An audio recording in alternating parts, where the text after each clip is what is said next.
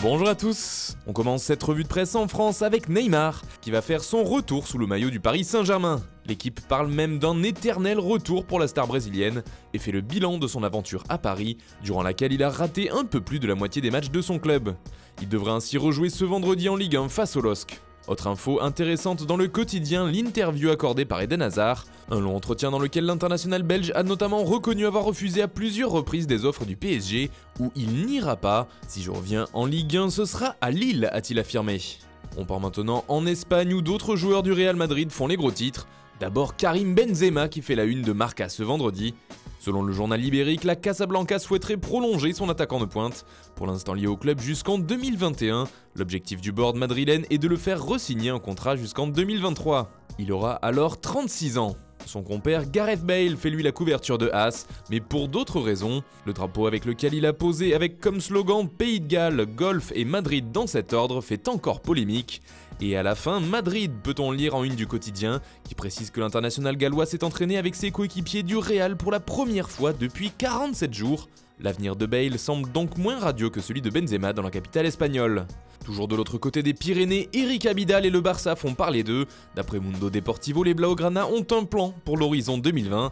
D'abord faire venir un latéral qui soit indiscutable à l'image d'un Kimmich pour le côté droit catalan.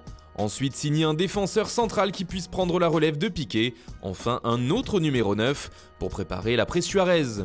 Mais pour cela il faudra certainement passer à la caisse pour les Barcelonais.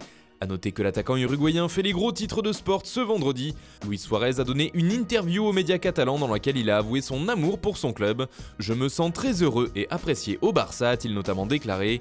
Et si le Barça l'apprécie, il est également prêt à lui trouver rapidement un remplaçant, semble-t-il.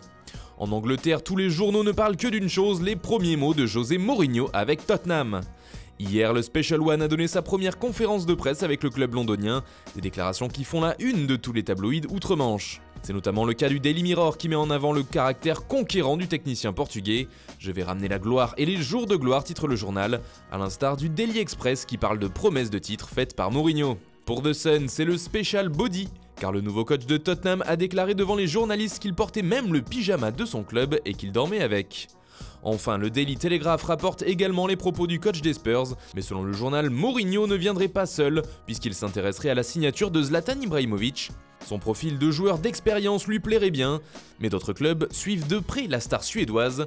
C'est le cas en Italie où Zlatan fait toujours les gros titres. Plusieurs écuries de Serie A voudraient le faire signer à l'image de Bologne ou de l'AC Milan. D'ailleurs, le club lombard y croit à fond d'après la Gazzetta dello Sport.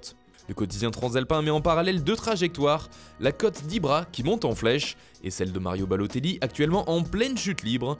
En effet, les temps sont durs pour Super Mario du côté de Brescia.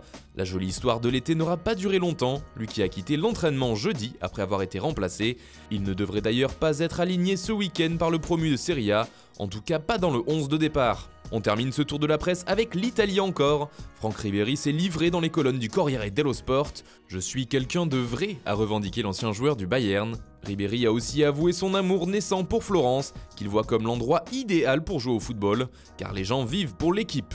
L'ancien international français a aussi parlé de la VAR qu'il ne porte pas vraiment dans son cœur, même s'il doit s'y adapter. Enfin, il est revenu sur son geste avec l'arbitre lors du match face à la Lazio et a reconnu qu'il avait eu tort. Voilà, c'est tout pour ce matin, bonne journée à tous, on se retrouve très vite pour une nouvelle vidéo sur Foot Mercato.